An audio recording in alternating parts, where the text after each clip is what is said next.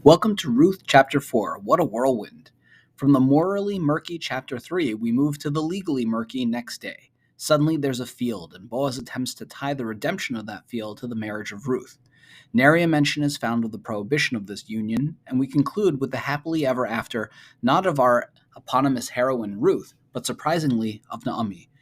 Though it's been a strange trip to get here, we're actually just at the beginning of our journey. Thanks for listening. Okay, so we will start off with a couple quotes, and then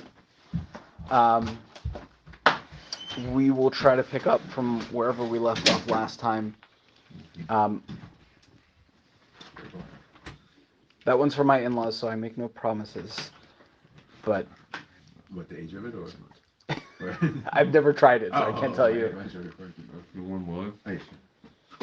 Okay. So we'll do two quotes, actually. The first is from a professor named James Kugel. And he's a, Jewish studies academic, but he also wrote a book called, I think it's In the Valley of the Shadow, basically documenting his experience of, recovering from cancer. But what he says, I think, is very apropos for the fourth chapter of Ruth, and I'll just read it to you. He says as follows: well, smallness. I do want to get back to that because it seems so essential to thinking about religion. But smallness is not just about being part of a much larger world or caring about some collective identity. These things are certainly part of it, but there's something more basic and radical. It's all about an elusive sense of self, about being no more than yourself and fitting inside your borders. No one I know of walks around all the time with such a sense of self, but I think most people will have entered into it in a privileged moment or two. It is in such moments, I think, that one is acutely aware of being in God's world. What we do in Judaism, especially in prayer, is ultimately a way of trying to come close to the Holy One, to stand before Him in full awareness of our smallness. And I'll do one more quote for you, and this is from The Lord of the Rings. Then she let her hand fall, and the light faded, and suddenly she laughed again, and lo, she was shrunken, a slender elf woman, clad in simple white, whose gentle voice was soft and sad. I passed the test, she said. I will diminish and go into the west and remain Galadriel. If you're a Tolkien fan, I'm sure you know where that is from. Did you hear the retcon from South Park? No, I have not. So apparently, you know how they have that character named Token? Yeah. Token Black? Yeah. So they had an episode, they decided that, it wasn't so nice that he should be called Token Black. Okay. So, they had an episode recently, and they have Stan Marsh and his family, they have him over to dinner, the Black family. Mm-hmm. And he's like, my son, we named my son because I'm a huge Lord of the Rings fan. And Stan's like, wait a minute, your name is Tolkien? like all those years, and so Stan freaks out. He's like, all these years I thought it was Token. That's so funny. So Stan calls up Kyle. He's like, what? Did you know that Tolkien was Tolkien, after J.R.R. Tolkien? He's like, yeah, of course, everybody knows that. And Stan's freaking out. It's a funny moment, you know? Awesome. Okay, so in chapter 4 of the book of Ruth, Ruth is completely missing. She is absent the rest of the story, although she's mentioned, but she doesn't actually appear in our chapter. And I think we got through the first couple of psukim, but I want to sort of do a little bit of a review because it's been a little while. So what we had at the very beginning is Boaz assembles the dream team. He tracks down Ploni Almoni, and he gets Ploni Almoni to sit down. Then he gets a bunch of Zakanim to sit down, and he assembles this audience so that he can perform this whole ceremony that's going to essentially get him to the point where he can marry or redeem Ruth.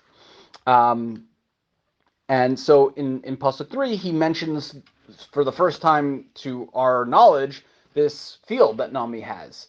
And something has to be done about this field. It has to get redeemed. And so you, Mr. Ploni Almoni, do you want to redeem this field? And Ploni Almoni, much to our surprise, says, yeah, no problem. I'm more than happy to redeem that field. And that's in Pasuk Daled. And then Boaz sort of springs his trap in Pasuk Hey and says, well, Vayomer Boaz bayom kanotcha hasadem miyad Naomi, on the day that you acquired this field from the hands of Naomi, umi'et Ruth hamoaviyah eshet hameit kanita, and then also from the hand, or it sounds like it's from Ruth hamoaviyah, the wife of the mate you've acquired, lahakim shem hameit al nachlato, in order to perpetuate the name of the dead on that nachla, on the estate. There is a kriyative there, whether it is kaniti, I, Boaz, have acquired, or kanita, you, Ploni, have acquired. And we talked a little bit about the parallel between that and the third chapter, where Naomi is saying that she's doing things, and then the kri is that she's doing it, and the ktiv is that Ruth is doing it instead of her. So here you have the same idea, whether it's Boaz or Ploni Almoni. I should point out, I don't think we pointed it out last time, that so far Ploni Almoni is a pretty good guy. Right. Boaz asked him to do something, and he jumped at the opportunity. Yeah. So Ploni Almoni is the redeemer. Ploni Almoni is the Goal, yes. Ploni Almoni is the pseudonym for the Goal. We don't know his real name. It's never revealed in the Megillah. There is a statement from Chazal that maybe it was Tov, because Boaz says, Im yagal eich Tov yigal, that if Tov wants to redeem you. But the simple reading is we don't know his name. Ploni Almoni is just like John Doe.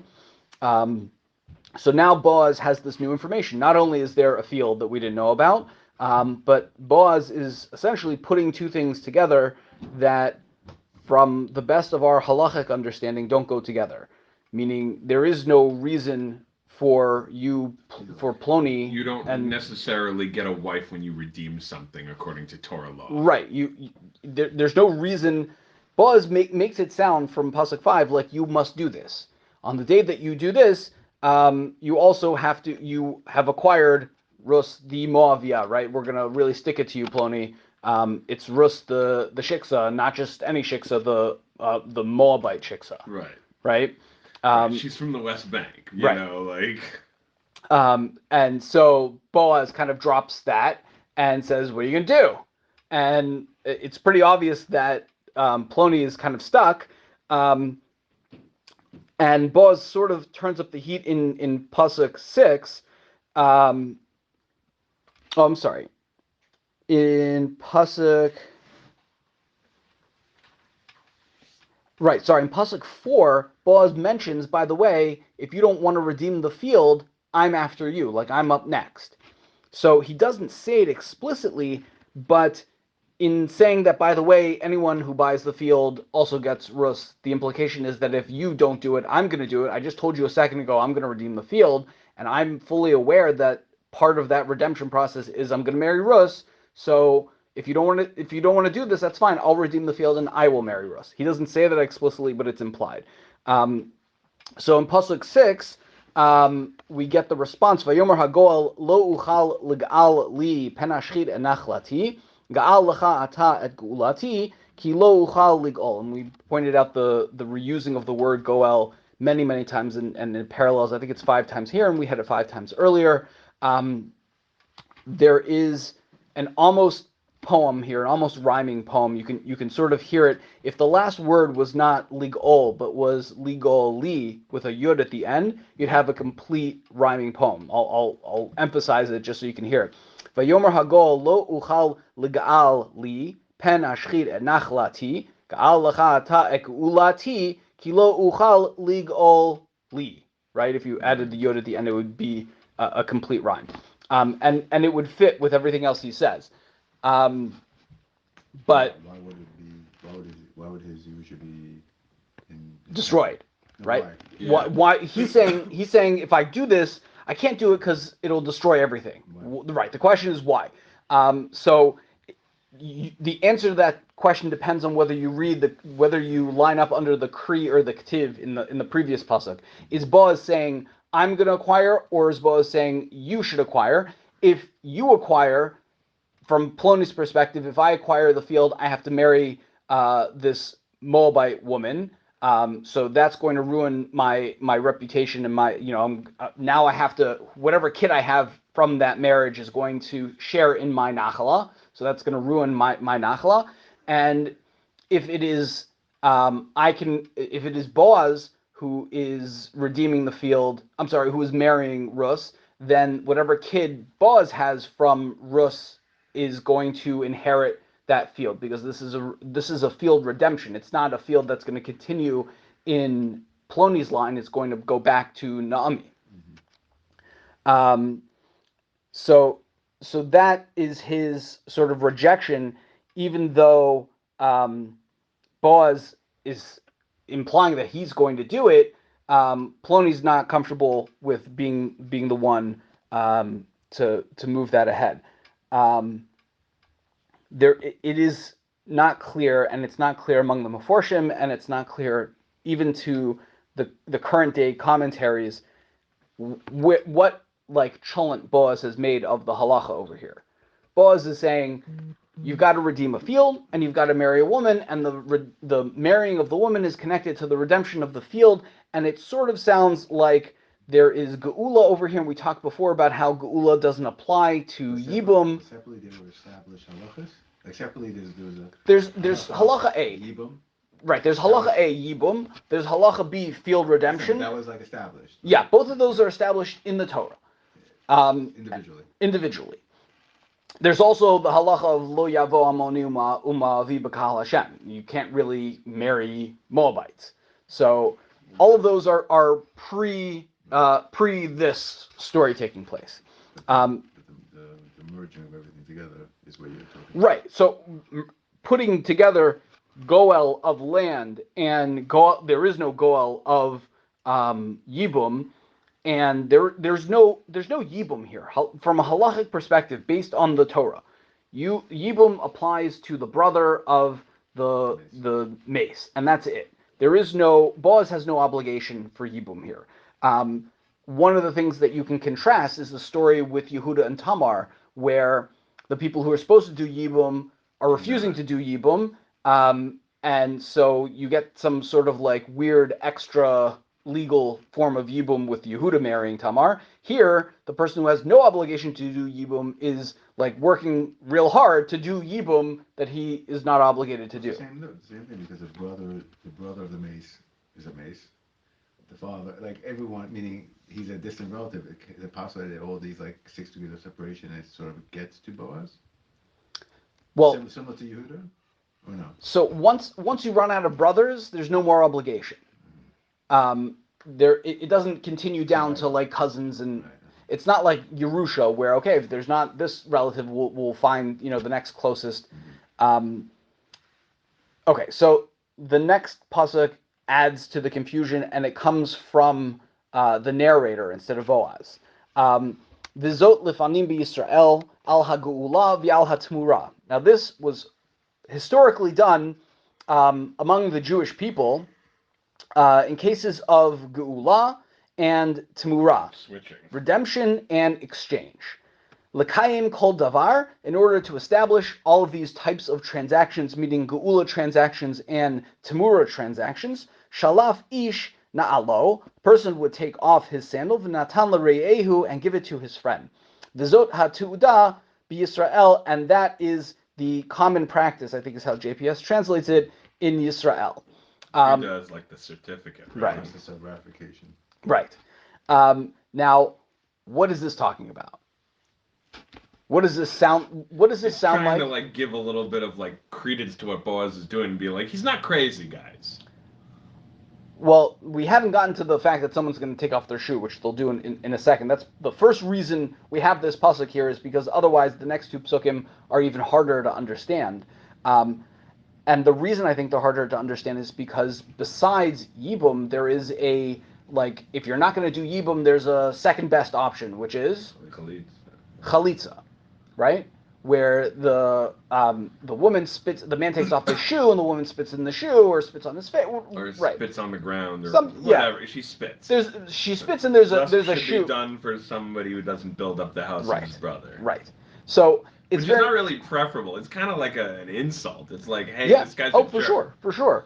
So if you just have that pasuk, you have just the next pasuk, like wipe yourself and drop a shoe, then you start thinking, oh, do chalitza. Right. So you have to, give this preamble of like. This is not chalitza, right? It's important for us to know that this is not chalitza. The question is, well, then what is this? well, this explained it. This was a common practice when doing any type of exchanges or redemptions. So, great. Separate from Khalees. Great. Some In other minhag. words, what you're about to see is a monetary transaction, not a kedushin, not a marriage transaction, right? Right. Now, I'm going to read a couple of Gemaras to you, but first we'll start with Baba Metzia, 47a. Baba Metzia actually uses this as the source for a different form of acquisition. It's called kinyan chalipin. We familiar with kinyan chalipin? Something like that. You have to So, exchange. right. So chalipin is barter or exchange, and it's essentially a transaction that the monetary value of the thing is irrelevant to the transaction. So another term for chalipin in the Gemara is kinyan sudar, where A cloth. yeah, sudar is a handkerchief, right? So I want to sell you my Rolls Royce, and it's out of gas, so you can't do Mashicha, and you can't do Hagbah, and you can't do other forms of kinyan. So all you have to do is pick up my handkerchief, or maybe I pick up your handkerchief. There's a question about how that works, but someone's picking up the other person's handkerchief, and suddenly my Rolls Royce is now your Rolls Royce, right? That is the essence of kinyan chalipin, and it's going to take me forever to find it in here. A second. Okay.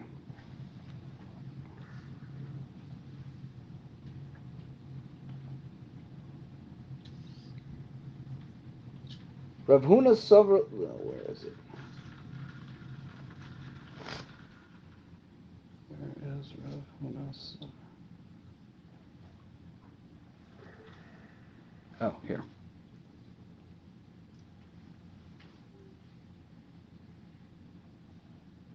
Kitanoi. So there's a machlokas tanoim, and they quote our pasuk: "V'zos lifnim b'Yisrael al hagula v'al hatmura, l'kayim kol davar shalaf ishna alov v'natan l're'ehu." So the Gemara explains, what is this word geula? What does it mean? Zu mechira. That is a standard sale. V'chein hu omer lo yigal lo yigal. Tmura. What is this exchange? Zu chalipin. That is kinyan chalipin. V'chein hu omer lo yachlifenu v'lo yamiroto. That's an exchange. God's not going to exchange us or trade us away. Chas v'shalom. Now, can you marry somebody with kinyan chalipin? No, it's not a valid kedushin, is it? Right. That's why, at least in the Orthodox circles, the woman doesn't give the man the ring, right? Very good. So in kedushin daf gimel, we say the following. So the Mishnah enumerates the different ways that you can affect kedushin, and the Gemara asks minyana dereshul u'utemai. So why does the beginning of the Mishnah tell you a certain number? Just list out the ways that work, and we'll know that those are all the ways. Why would you have to say in the following four ways? So the Gemara proposes that the reason there is a number specified in the beginning of the Mishnah of how many of three ways that you can acquire, you can do kedushin. The reason that we're telling you is three is because we're excluding something, specifically chuppah.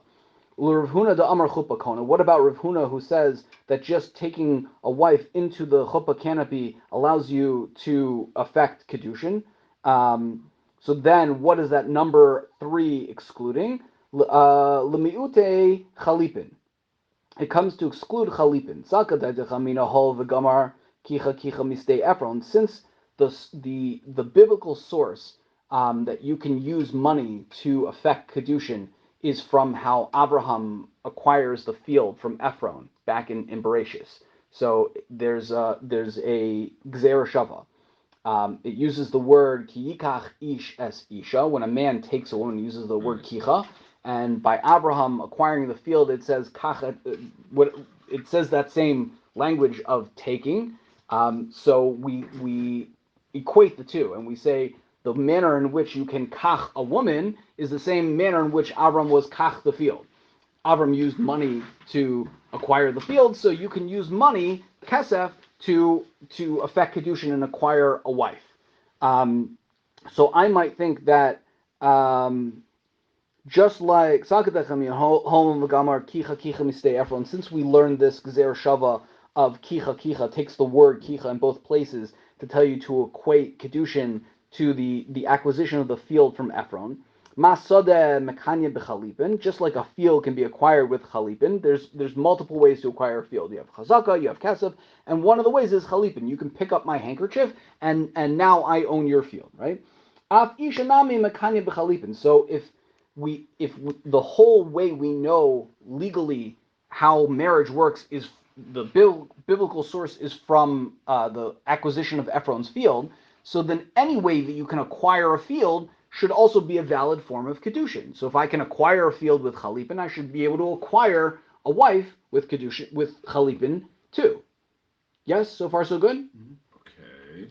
Kamash Malan, therefore the Mishnah had to go out of its way to give you a specific number and tell you, no, there's something that's excluded from this list. What is that thing that's excluded?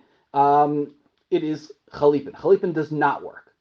Well, why does it not work? A second ago, you made a very compelling case, Moshe Isaacson, that chalipin should work. It works for acquiring a field. Why does it not work for acquiring a wife? The Ema Hachinami, says the Gemara, well, say that it does work. Why? You can't just tell me, no, it doesn't work. Chalipin isnu b'pachos misheva pruta, v'isha b'pachos misheva pruta, lo makanya nafsha. The reason it doesn't work is because kedushin has to be effected through something of substance, monetary substance, and chalipin is the type of acquisition where the value is irrelevant. You can pick up my handkerchief, which is worth $0, or my tissue, and suddenly you've affected a kinyan. That transaction has zero monetary value, and either women don't consent to transactions that have zero monetary value, or in general what's that? That's for sure. Or we prohibited the using that type of transaction as a basis for kedushin for whatever reason. Because the question you can ask on that, and that Tosas goes into, is, well, okay, so then just do chalipin with something worth more than nothing, right? From the Mechiros Chametz, he gives a pen, right? Which is whatever, 10 cents, but you keep the pen. Right. And there's some value, right? Right. So we'll leave that for the Pilpul Shir for another time. But the thing that I'm trying to illustrate from this Gemara, and the same, we can't normally do. You halachically cannot marry a woman with chalipin. So whatever is about to take place is guaranteed 100% not marriage, not your standard halachic form of marriage, even though it's going to affect the marriage. We'll see in 1 second. Right, which goes to show you that Jews are good at loopholes. But again, he's combining. He's combined, yeah. So I'm saying chalipin is good with the redeeming of the field. Yes, chalipin works 100% to redeem the field. Versus just connected to the field. Or whatever. However he's. So that's going to be the rabbit that I'll pull out of my hat after we finish all of this. I think I found a way to make sense out of this that I have not seen, but we're going to hold that probably for another time. Okay, let's try to get through the end. Okay, so Pasuk 8. It's not the penultimate shir? No. This is this is the end of the beginning. Vayomer HaGoel. And it's again funny that this guy is called the Goel. He just refused to Goel, right? But we don't have any other name for him. Vayomer HaGoel LeBoaz Knei Loch Vayishlof Na'alo. You should acquire and take off your takes shoe. off. Okay, so we don't know who's taking off whose shoe. Fine. Is there any source for the Persians or the Iranians who throw shoes from here? Who throws No. a shoe? That's considered like a severe insult. That's what I'm saying. In the Arab world, to pick up your shoe, to show somebody your shoe, like the bottom of your shoe, like you're not supposed to sit in an Arab country with your leg crossed like this. I did not know Because to that. show somebody the bottom of your foot is considered extremely disrespectful, and the worst thing you can do is throw your shoe at somebody. Right. That's like Wow. that's like fighting word. That's like a fist fight worthy George thing. Bush was, some podium or something. Yeah, and he took his shoe off and And he bangs it on the thing. It's like a way of being Wow, I see. I didn't know. I mean, you know the Gemara about Mordechai and Haman with the shoe, and There's a whole thing. Well, we did it in Pirkei Rabbi Eliezer, I think. yeah, it's a Gemara in Megillah that I think it's a Gemara in Megillah also, where they signed an agreement on the bottom of the shoe that Haman sold himself to Mordechai as a slave, Something and so like that, Mordechai yeah. wouldn't bow down. Instead, he would pick up his shoe and show him the bottom of his shoe. So now it makes even more sense that that's an insult. Yeah.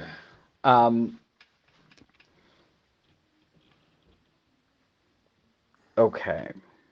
Yeah. Like, Okay, so somebody takes off the shoe. Vayomer Boaz lizkanim v'chol ha'am, and now there's more people here, right? Originally he assembled Ploni and the Zakanim, but now chol ha'am is here. If you remember back when we were talking about him Sodom, telling everybody to gather at the gate. yeah, the same thing happened with Sodom. That essentially everybody shows up. Edi matem hayom, you are all witness today. Ki kaniti et kol asher leElimelech ve kol asher lekilion umachlon miyad Naomi. That I have effected a transaction. I acquired all of the stuff, meaning this field. This is whatever was left to Elimelech, Machlon, and Kilion. I now bought it from the hand of Naomi. This also is a little strange, and I don't have a good way to explain this. He didn't buy anything from Naomi. He bought something for Naomi. Yeah. What do you mean? The point that of this whole transaction is to redeem a field, meaning the field belongs to Naomi, right? If you go back to the beginning of the chapter, right. Boaz mentions Chelkat hasadeh asher la'achinu leElimelech machra Naomi hashava mistei Moab. Naomi is planning to sell this field that belongs to her, and we don't want that to happen. We want fields to stay in the family line. So when Boaz does whatever he just did, he's not buying it for himself. He's buying it for Naomi. The expectation here is that Naomi keeps the field, and Joe Smith, who is not even in the story, who was about to buy the field from Naomi, or maybe already bought the field from Naomi, is willing to sell it back to Boaz. I can conjecture, and I've not seen anyone else say this, that when Ploni Almoni says, I'll buy it, he bought it.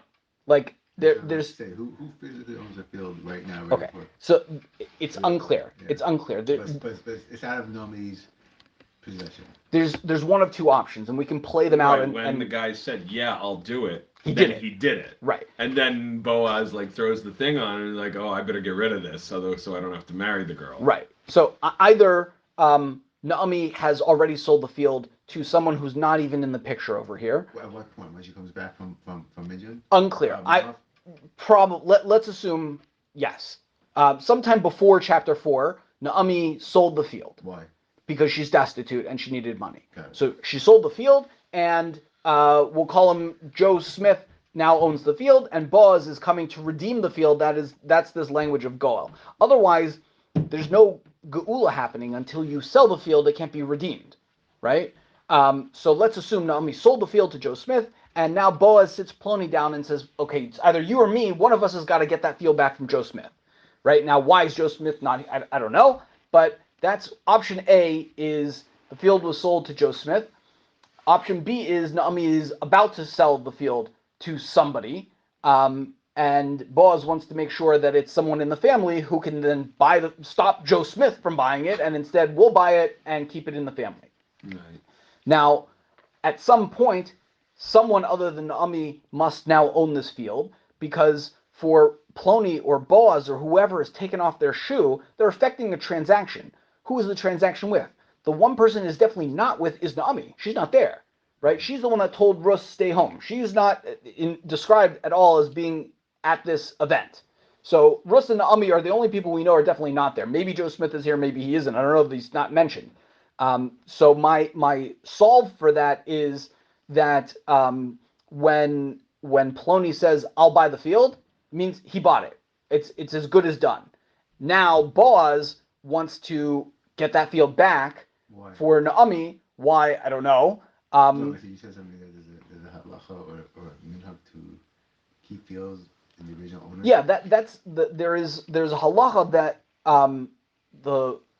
inherited property of Eretz Yisrael should belong to the family that it belongs. That's like the Benos Slavchad, right? We don't want the portion, our family inheritance, to go to somebody else. So either Boaz is buying the field back from Ploni because now Ploni realized, hey, step 2 of this is I have to marry Rus. I don't want to do that, so I don't want this field anymore. And Boaz is like, no problem. We'll barter for it. Take off your shoe, and now it'll be my field, and Rus will now also be my problem. Or Boaz is in this moment taking off his shoe and buying the field somehow. It's murky. All of this, I will grant you, is, at least for me, I haven't seen anyone who's more clear on this. So Boaz now makes this a very public proclamation. You are all Adim that I've effected this transaction. So Yisrof Nalo and Boaz is taking off his shoe? It's unclear if Boaz is taking off his shoe or if Ploni is taking off Ploni's shoe. And Boaz continues, V'gam et Rud HaMoaviyah Eshet Machlon Kaniti Li Liisha. And I have also acquired Ruth the Moabite, the former wife of Machlon. I've acquired her now as a wife, Lahakim Shem Hamet al Nachlato, in order to perpetuate the name of the deceased on his estate. V'lo yikaret Shem Hamet Mi'im Echav, and so the name should not be cut off from among his brothers. Umishar Mikomo, and this is also something that a pattern I'm noticing, but I cannot explain clearly yet. Everything is in Boaz's mind is about the sha'ar. He tells people, Boaz goes to the sha'ar, he tells people to stay by the sha'ar specifically, and now he mentions it again, that like he's already explained himself. And from the gate of his place. Yeah, I don't know what that's doing there, but it's a repeat. It's a repeating theme to Boaz. This is also a weird. It's a weird turn of phrase that you see in Tanakh also, like throughout time. You will inherit the gate of your enemies. Like, do you ever notice that one? Like, they say it repeatedly, like, you'll have, like, this is a sign that you're going to have, like, victory. But, like, who cares about the gate? Yeah, there's some symbolism there that I'm not 100% clear on. Yeah. The other thing that's sort of odd about this is that there's no mention of the fact that he is now the Goel, right? If Boaz affected the transaction, then he has done Geula. He's redeemed this field. But he doesn't say that to the Zakanim or anybody else. He hasn't said that I've redeemed the field, and he hasn't said that I've redeemed Rus. He just bought the field, though. He bought the field, right? But he's not called a Goel. He doesn't say Gaalti, that I've done the Geula, right? Yeah. He says I've acquired. He doesn't say anything about, the word Goel is missing from Pasuk 9 and Pasuk 10, where I would expect it to be. That's all I'm trying to point out. Now we go to Pasuk 11. I'm gonna make a break for the whole thing so that we can continue next time. Vayomru kol ha'am asher b'sha'ar, and everybody is again at the sha'ar. V'azakanim, and the zakanim are also there. Edim, we have witnessed it. And they go one step beyond that. Yitin Adonai et ha'isha haba'a el beitecha kerachel u'keleah asher banu shehem et beit Yisrael v'asachayel be'efrata u'krashem be'beit lachem. Excuse me. May God, this is a general blessing, it seems, that was common at the time. May God grant this woman who comes into your house to be like Rachel and Leah, that the two of them built out the house of Bnei Yisrael, v'asachayel be'efrata, and they should prosper in Efrat, which means to prosper, u'krashem be'beit lachem, and perpetuate the name in Beit Lachem.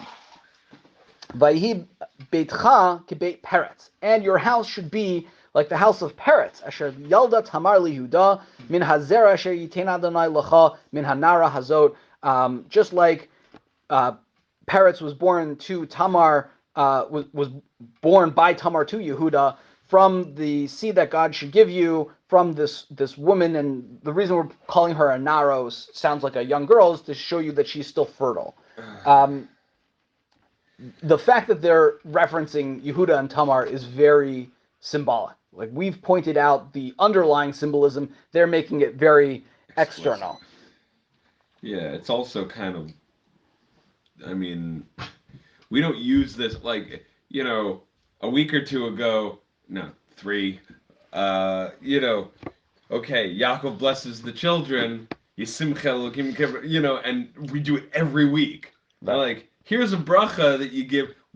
When was the last time you were at a Jewish wedding? You said something like this. Yeah. You know, nobody mentions this thing right here. Yeah, it's very true what you're saying. I don't believe that Yehuda and Tamar are mentioned elsewhere in Tanakh besides the story in Bereshit and whatever And it is, 38 and here. But it's going to get even weirder. Awesome. Veikach Boaz at Ruth, and now Boaz takes Ruth vatihilo liisha, and she becomes to him a wife. Vayavo eleha, and he consorts with her, cohabits with her. Vayitain Adonai la herayon vateled bain, and God lets her conceive, and she bears a son. Now this is the second thing, and only the second thing that God is explicitly done in the book. The first thing he did was He killed Machlon and killed him. It never says that God does the bad stuff. By the way, it's only the bad stuff happens, and then God does the good stuff. When what's it called? When Er and Onan do the thing, for sure. God got mad at them and struck them down. For sure. But I'm saying here in Ruth, this Sefer, okay? Right. So the first thing that God did was remember the people, right? Naomi heard that God has remembered his people and gave them bread, and now God is giving Ruth the ability to conceive. So if you remember way back in the Bereshit year, and when we started this series, we talked about the fact that Ruth is the tikkun for the two problems in Bereshit, the fruit of the land and the fruit of the womb. The two things that God does in this Megillah are provide food, the bread in Beit Lechem, and the fruit of the womb that Ruth is now able to conceive. Incidentally, two quick things. One, v'heirayon. When we say in morning davening, like Elu Durem Shein Lahem Shur, Hapev Abikrim v'harayon Ugmilot Chasidim Talmud Torah. You know, like harayon is I think translated by ArtScroll as the pilgrimages. I have to see how that's spelled. I don't remember, but I think it might be just a different word. Yeah. And the other thing is, I don't know if we pointed this out in the last chapter, but I was wondering if maybe we might get into it eventually. The thing about Boaz swearing, like, to Ruth that he's going to do this thing, did we mention the similarity between that and David and Bathsheba? Like, where she goes to him and she's like, swear to me you're going to do this thing, because, like, the succession crisis. Oh, I like that. You know, like, and David's like, you don't have to wear it. And she's like, swear to me. And he's like, if you're telling me to swear, I'm going to do it today. That's very nice. Right. We should look at that inside. Yeah. Let's get through this, and next week remind me. Because Ruth comes to Boaz and she's like, hey, the thing needs to happen. Right. And he's like, and she's like, the thing needs to happen. He's like, I'll do it today. Right. Right. That's very good. I want to see that inside. Why do I think that Ruth conceived, that first night? That's no, incorrect. It's incorrect, and it's unclear if they were even together that night. No, right. Not the night that they were at the threshing floor. Right. The night on the threshing floor. He just covered her with his cloak. Well, so gave her a ball. Depending on where you fall on the conservative or liberal spectrum, you will either read chapter 3 as they were definitely together or they were definitely not together.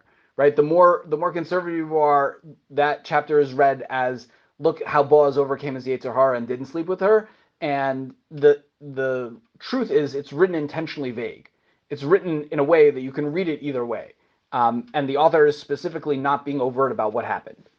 But she definitely didn't conceive at that point. There's nothing right. that he indicates marries that. her and then she conceives. Right. That's what it seems to be. be. Other thing I want to point out is I believe this is the first time that Rus, or if not, it's certainly a significant time that Rus is not described as Rus HaMoaviyah. Right. Right? The rest of the book, she's Rus HaMoaviyah. Now he takes Rus plain. There is no Moaviyah appended to her name anymore, so something has changed. And the time frame of Pasuk 13 is you've sort of collapsed a long period of time. So everything else that's happened in this chapter happened in the span of a few hours in the morning at the gate. And then Boaz marries her, she gets pregnant, and has a child. So there is a significant, there's a year or something that's now taken place just in Pasuk 13. Right. And that's going to be important when we get to Pasuk 14. How long? A year has gone by?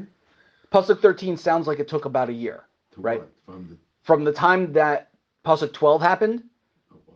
Right, and this is not going to, like, according to that Gemara, that he just dies right away, like, from the... I mean, he could have, but... It's interesting, the Gemara there is picking up on the fact that he's absent the rest of the story. Right. He's no longer an active player in the narrative. Yeah. Okay, so let's do 14 and 15, and then the last few psukim are very quick and easy. Yeah. Vatomarna, so she gives birth. She has a kid. Hooray! That's what we've been waiting for this whole time. Vatomarna hanashim el Naomi. And now, camera pans back. We are no longer with Boaz. We are no longer with Rus. We're now focused on Naomi and the women. If you remember from chapter 1, the women are the ones who spoke up and said, "Is this Naomi?" They're the ones now that have like the final say on everything that's going on. But Tomarna hanashim, these random women say to Naomi, "Baruch Adonai asher lo hishpit lecha goel hayom." God blessed be God who has not, hishpit is a really interesting word, who has not withheld is how they translate over here, Yeah. a goel from you today. Vayikra shmo b'Yisrael, and his name should be called in Yisrael nothing. So there's a lot that is weird about this pasuk. Right. First of all, who are these random women? Second of all, Hishpit is like, it has a connotation of inactivity, like shev Yes. al taseh. Right. So originally Naomi says to Rus, I will be mavakesh lach manoach asher yitav lach. I'm going to find a rest for you. Yeah. And then they use this word hishpit, which comes from the same root as Shabbat, right? Yeah. If you look in Shmos, I think it's 2011, it pairs those two words together. Yeah. Vayanach bayom hashvi, right? That God rests as nach, and then Shabbat. Yeah. Are put together. So there's some sort of God hasn't rested and instead has brought about this occurrence, that you have a goel. Now this is a weird use of goel, because it's not talking about Boaz redeeming a field. It's not talking about Boaz marrying Rus. It's talking about the baby that Rus has is now the goel. Right? Lo hishpit lecha goel hayom. Vayikra shmo b'Yisrael, and we've got to name this kid. Okay, so what's the name? Right. Why don't you say Vayikra shmo b'Yisrael? Right. Whatever. Obed. Yeah, Right, that's his that's name, going to right? be his name. Give me his name right here. It doesn't. It intentionally doesn't. V'haya lecha, and then they continue like, give me the name. V'haya lecha l'meishiv nefesh, and this baby who we're still talking about should sustain your life u'lechalkel esevasech, and should support you in your old age. Ki kalasech asher ahevasech, because your daughter-in-law who loves you. This is the first time we have the word love in the Megillah. Yeladasu. Sounds like this is all happening before the Bris Milah. Maybe, yeah. Maybe it's before that. I like that. It's before the bris, so there's no name. Because your Kala gave birth to this baby, Asher hi tova lecha mishiva banim, she's even better for you than 7 sons. I'm saying the next part. Read the next pasuk. V'tikach Naomi hayeled v'tashiseu b'cheika. Naomi took the child and held him in her lap. V'tihilo le'umenes. Mamish like a newborn, like a day old. Yeah, for sure. It's definitely, yeah. You're definitely dealing with a child that needs to nurse. Vatihilo le'umena, and she becomes like a nursemaid for this baby. Not here. The whole 4th chapter. That was what we said at the beginning. How is Naomi becoming a nursemaid at 90 years old? I don't know how old she is, but yes, it rekindles kind of like Sarah, nursing the child. But this idea. Okay, I mean, once we're going this far, I might as well. Yeah. So the child is the Goel and not Boaz. I want to offer sort of, it's not like an incredibly well grounded in the text type of reading, but I'll offer it to you anyway. Well, okay. Let me see. Am I remembering it falsely? But when we did Shir Hashirim, Yeah. Didn't Shir Hashirim end with like a really weird like pan away and non sequitur? Yeah. Like Brach Dodi. Brach, like run away. Yeah. Like what are you talking about? Like you guys are talking about how much you love each other, and then at the end there's like this weird little like epilogue, and it's just like a whole other thing. Yeah. It's this almost kind of feels like that. Well, okay. So what I would like to propose is that the Goel that they're talking about is actually Rus. They're offering this blessing, and the reason this kid is so amazing is because Rus had the kid, and Rus is really awesome. Rus is better than 7 sons. Now, 7 sons makes you think of Eov. Eov had 7 sons. It's it's this idea that Naomi. We'll talk about a little bit more maybe later. That Naomi is sort of another version of Eov. That she lost her sons and now she's gaining back the Kala who's better than 7 sons. But even though they're describing the Goel as being this kid, really the one that's done all of this, the one that is actually going to support her is not this kid. It's Rus. Yeah. Right? Rus is the one who's affected all of this. So in some sense, I think Rus is really the person who is the Goel. Are you the Redeemer? Are you the Redeemer? Are you the Redeemer? And that's maybe the confusion and the ambiguity from the text that they want you to draw that conclusion eventually. Yeah. Are you my mom?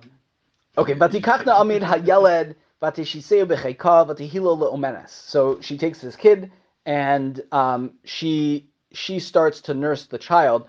One of the things we've been trying to point out is the ambiguity in Naomi. Was she seeking like Rus's best interest, Orpah's best interest, or was it really self-centered that she didn't want them to continue with her? Was when she sent Rus to be with Boaz in the threshing floor, was that trying to help Rus or trying to help Naomi? And that was part of the Korean Diktiv. Nursing the baby because you don't have the baby nurse from Well, so what I'm going to propose is that I think Naomi is always 2 people. She's always herself and an other. She, if you will, she's always Naomi and she's Mara. Who? Remember when she comes back to Beis Lechem, she says, "Don't call me Naomi anymore, call me Mara because my life is bitter."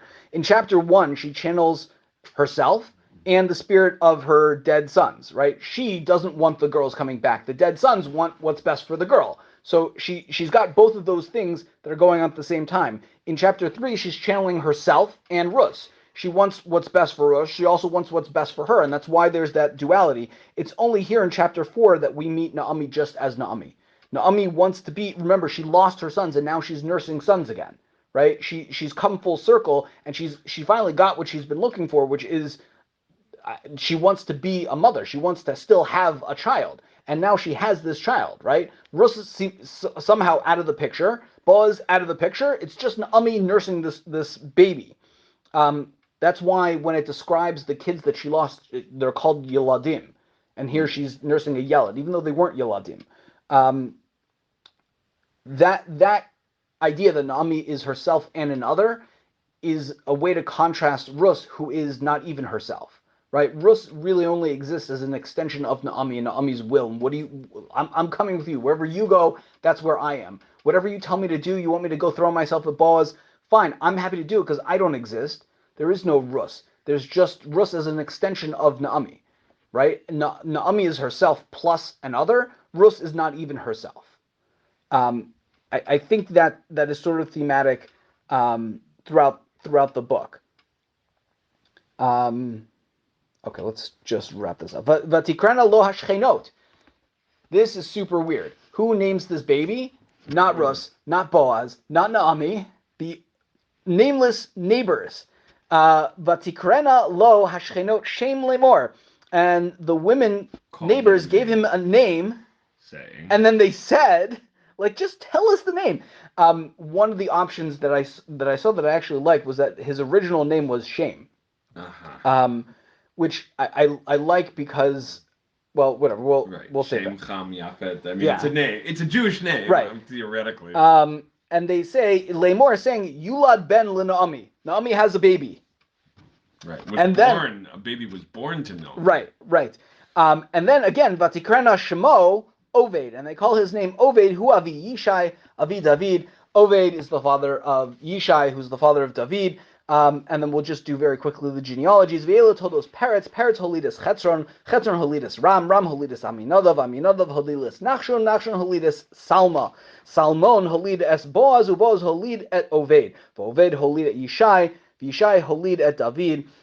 Just to point out very quickly the symbolism here, you have 10 generations. The reason you don't start from Yehuda, why is Yehuda not listed here? You think you'd go back to Yehuda. If you want Boaz in the 7th place and David in the 10th place, both of those are symbolic numbers. You have to start from Peretz, and it's late. We'll get into some more of these last few psukim next time, especially the weird naming of Oved.